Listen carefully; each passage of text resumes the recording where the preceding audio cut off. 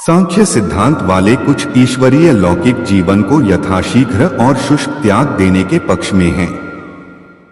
उनका मत है कि सभी कार्यों का त्याग कर देना चाहिए क्योंकि ये सभी वैराग्य से प्रेरित होते हैं जो आगे देहांतर के रूप में जन्म लेते हैं और मृत्यु के चक्र में फंस जाते हैं। वे तर्क प्रस्तुत करते हैं कि सभी कार्य स्वाभाविक रूप से विकार युक्त होते हैं, जैसे कि प्रमुख हिंसा। उदाहरण के लिए यदि कोई अग्नि जलता है तो हमेशा यह संभावना बनी रहती है कि कीट में अनिच्छा से जल सकता है। मूल रूप से वे केवल शरीर की देखभाल से सभी कर्मों को ठीक करने के लिए विराट जीवन के मार्ग की संतुष्टि करते हैं।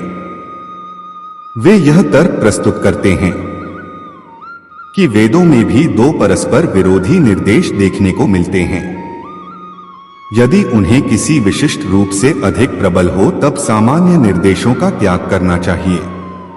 उदाहरण के लिए वेद हमें यह निर्देश देते हैं, मा हिंसात सर्वभूतानि, अर्थात किसी भी जीवित प्राणी की हत्या न करो। यह एक सामान्य निर्देश है। इस वेद में यह भी निर्देश दिए गए हैं कि अग्नि यज्ञ का विधान करो।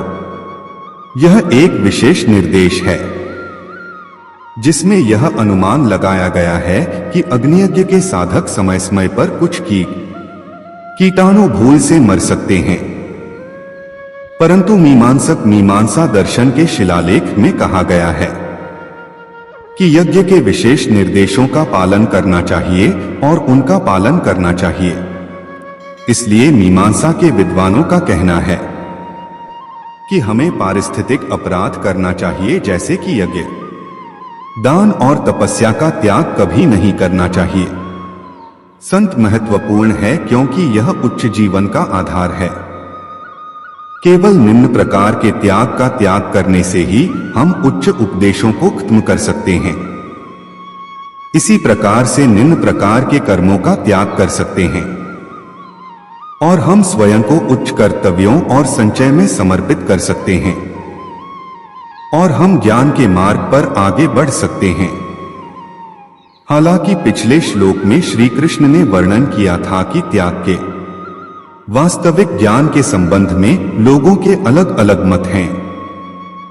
पिछले श्लोक में दो विरोधाभासी विचारों का वर्णन करने के बाद श्री कृष्ण अब अपना मत प्रकट करते हैं, जो कि इस विषय पर अंतिम निर्णय है।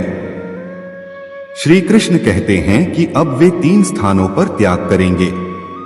श्लोक 7 से 9 में वर्णित है।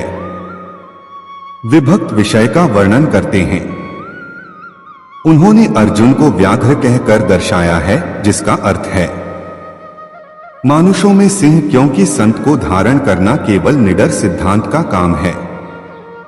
संत कबीर कहते हैं, यहां पर श्री कृष्ण अपना निर्णय सुनाते हुए कहते हैं कि हमें उन कार्यों का कभी परित्याग नहीं करना चाहिए जो हमें उन्नत करते हैं और मानव जाति के लिए लाभप्रद होते हैं। ऐसे कार्य अगर समुचित चेतना में संपन्न किए जाते हैं तब ये हमें कर्म बंधन में नहीं डालते, अपितु हमें आध्यात्मिक रूप से उन्नत बनाने में हमारी सहायता करते हैं। यह समझने के लिए हम एक झींगे कैटरपिलर का उदाहरण लेते हैं। अपना कायांतरण करने के लिए वह एक कोश ककुन बुनता है ताकि वह विकसित हो सके और इसलिए वह स्वयं को इसमें बंद कर लेता है। बाद में फिर जब वह तितली बन जाता है तब वह कोश को तोड़कर आकाश में उड़ जाता है। इस संसार में हमारी स्थिति भी ऐसी है।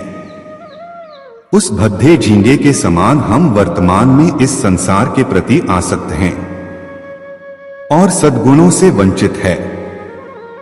स्वयं रचना और स्वयं शिक्षा के अंग के रूप में हमें इस प्रकार के कार्यों को संपन्न करना चाहिए जो हमारी इच्छा के अनुरूप हमारे भीतर आंतरिक परिवर्तन कर सकें। यज्ञ, दान और तप कर्म ऐसे कार्य हैं जो हमारी आध्यात्मिक उन्नति और विकास में सहायता करते हैं। कभी कभी ये कार्य बंधन में डालने वाले भी प्रतीत होते हैं, लेकिन ये झींगे के कोश के समान हैं। ये हमारी अशुद्धता को धो देते हैं और हमें भीतर से सुंदर बनाते हैं तथा इस भौतिक संसार के चक्र को तोड़ने में प्रभावी रूप से सहायता करते हैं। अत श्री कृष्ण इस श्लोक में यह उपदेश देते हैं कि इस प्रकार के कार्यों का कभी त्याग नहीं करना चाहिए। अब वे अपने कथन को यह प्रकट कर सिद्ध करते हैं कि उचित मनोवृत्ति के साथ हमें इनका निष्पादन करना चाहिए। पूरा वीडियो देखने के लिए दिल की गहराई से शुक्रिया, धन्यवाद।